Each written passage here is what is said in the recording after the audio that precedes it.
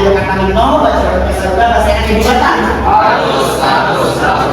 Ya, alhamdulillah alamin, hari ini kita masih dikasih kesempatan untuk bertemu dan melanjutkan pembelajaran kita di pertemuan keempat minggu kedua ya. Nah, hari ini kita akan belajar seperti biasa, tapi hari ini kita ada sesuatu yang spesial ya. Nah, kita akan datang ke hari ini ya.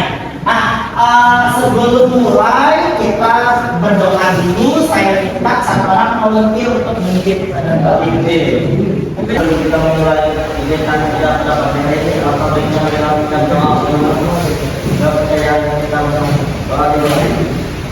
Beberapa saat kemudian. Doa selesai. Oke, saya mau absen. Nama yang saya panggil tolong. Kan biasanya saya kalau misalnya presentasi kan was of the day. Nah, hari ini saya mau dengar cita-cita kalian. Udah. Ya, ya. Aditya. Apa cita-cita kalian?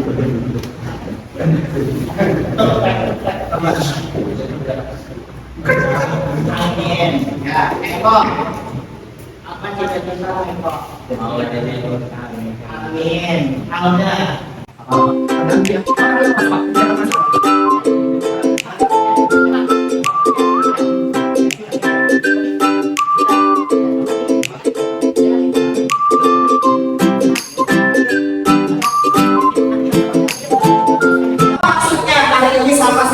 Kalian mau cita-citanya jadi apa? Nah, ketika kalian sudah tahu cita-cita kalian mau jadi apa, artinya dalam setiap proses pembelajaran itu harus bersungguh-sungguh. Kenapa? Supaya cita-citanya ya, siapa tahu yang nyebutin jadi pengusaha, jadi dan lain sebagainya itu terwujud.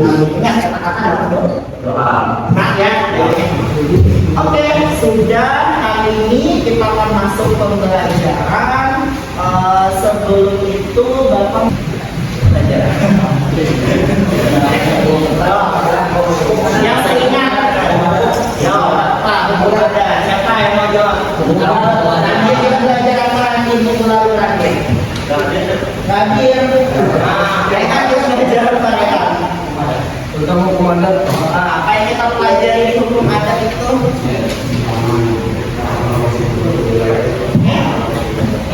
Ya masih berlaku. Minggu lalu kita juga ada survei, lihat grafik, ternyata banyak sekali masyarakat itu setuju ya kalau misalnya hukum adat itu masih diterapkan, masih bisa diterapkan dalam berbagai macam situasi. Ya, contohnya kemarin kayak kasus yang surat merah, nah itu yang digunakan hukum adat. Nah, sebelum kita lanjut materi hari ini, saya mau tanya kalian terlebih dahulu. Nah, Medi, kamu pernah nggak pergi ke hutan yang memang hutan belantara? Pernah di mana tuh? Coba cerita. Ada monyet, bukan saudara kalian yang dilihat ya? Apa? Tampelas. Bagus sesuai karena mencari berbulu lah, berbulu. Rehan pernah nggak Rehan? Nggak pernah Pak. Kayak Rehan ini. Jumaidi pernah? Pernah. Oke.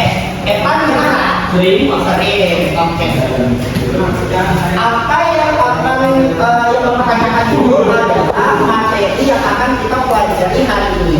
Nah, kita masih kepada materi yang namanya hukum adat. Tapi kita akan lebih ke spesifik bagaimana hukum adat ini bisa berpengaruh pada kondisi hutan yang merupakan bagian dari masyarakat adat suku Jawa. Nah, sebelum kita masuk ke materi, yaitu tadi tujuan pembelajaran kita, tujuan pembelajaran kita hari ini kita mau tahu sebenarnya bagaimana sih hubungan dari hutan itu sama masyarakat adat suku Dayak.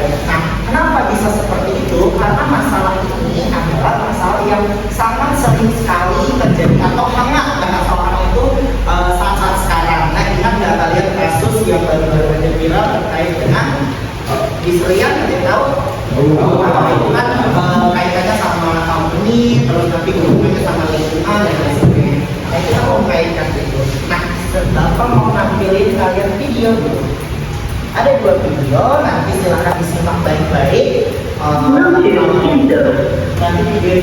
baik-baik. Setelah itu nanti kita akan brainstorming. Apa tuh sebenarnya yang mau kita bahas lebih lanjut?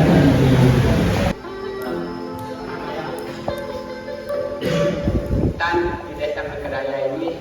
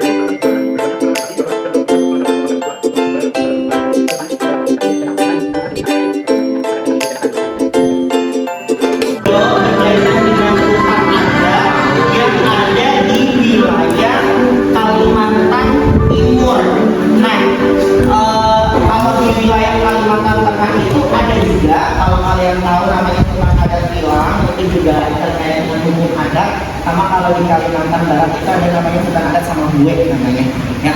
Nah, tadi kan udah ditampilkan tuh video. Ada yang mau berkomentar nggak terkait dengan videonya? Kalian lihat apa tadi yang di video yang dibicarakan? Angkat tangannya dulu satu-satu. Hah? Oke, nggak apa-apa keindahan alam karena berarti media itu fokus melihat alamnya gitu ya. Oke, kamu apa ya Pak? Pelestarian hutan. Ada lagi apa? Hutan adalah sumber pencarian. Pencarian. Oke. Ada lagi? Oh apa kok? Tahu? Ada yang mau disampaikan? Ada lagi? Kata orang? Radio? Ah, perlindungan hutan. Oke. Apa yang kalian sampaikan itu benar ya. Jadi ini, Pak Andi, sebenarnya apa hubungan ini sama yang ini? Kita bukan bahas hukum, tapi kita bahas hutan. Itu apa hubungannya? Oke. Jadi dalam suatu masyarakat itu ada khususnya di wilayah tertentu, khususnya kita di Kalimantan, itu ada kita kan lebih dekat tuh sama yang namanya hutan. Nah, contohnya kayak kalian yang ada di Leu itu kan banyak hutan, termasuk di Leu Bapak juga banyak hutan ya. Nah, jadi suatu ketika kalau di case yang ini tadi banyak sekali industri yang mau masuk dia dengan maksud untuk menjadikan industri ekstraktif salah satunya kelapa sawit. Nah, tapi di satu sisi hutan ini juga diperlukan oleh masyarakat lokal kan. Katanya tadi untuk cari ikan di sungai tadi, terus mencari sayur-sayuran dan lain sebagainya. Itu kan ya? Nah, tapi ini tuh nggak legal hutan milik masyarakat.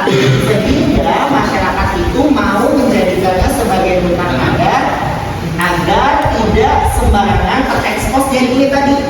Nah, di satu sisi masyarakat itu mau, tapi bagaimana caranya? Nah, maka dari itu adanya pendekatan hukum adat tadi yang bisa menunjang untuk menjadikan ini sebagai hutan yang memang terlindungi atau legal secara hukum. Paham lah ya sih? Paham.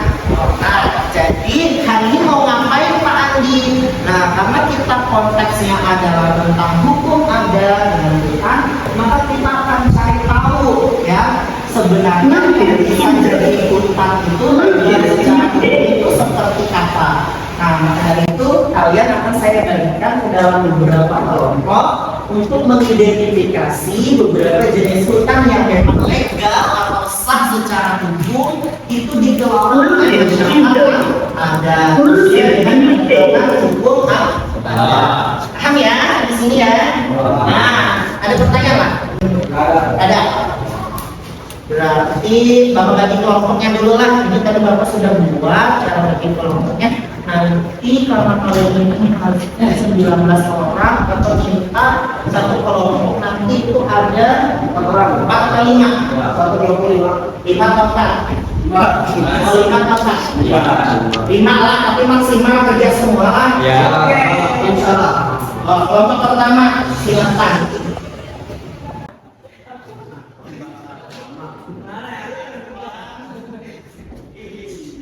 Terus kelompok kedua, anggotanya Hendri.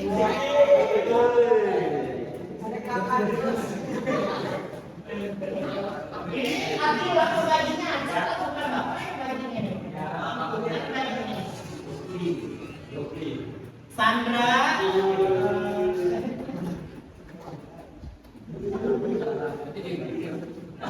Terus kalian lagi Vicky, Anil,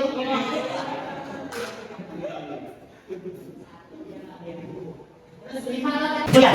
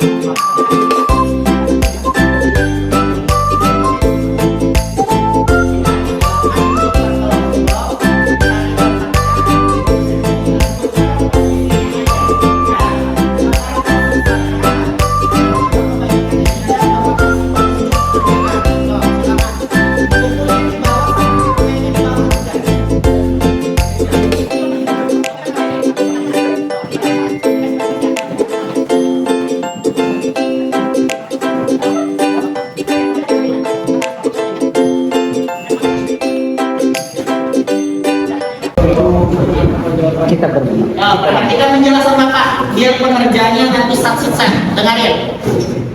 Oke, sudah? Nah, di situ ada LKPD, ada bagian A sama bagian B. Dan tugas kalian hanya mengerjakan bagian B. Bagian apa? B. Ya.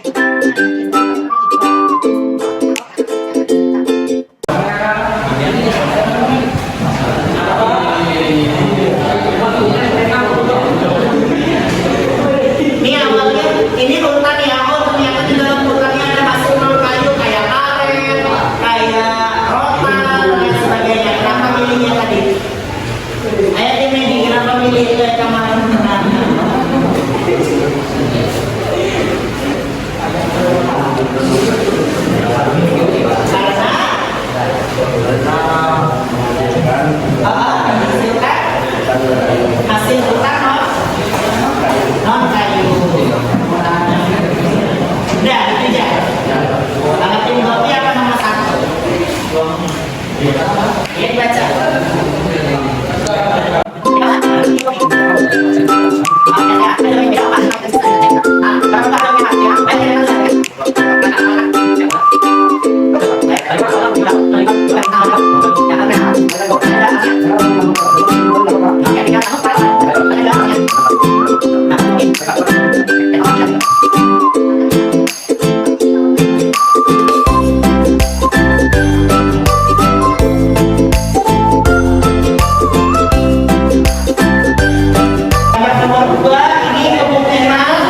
Kemungkinan berubah menjadi utang karena ketinggalan. Ini namanya apa?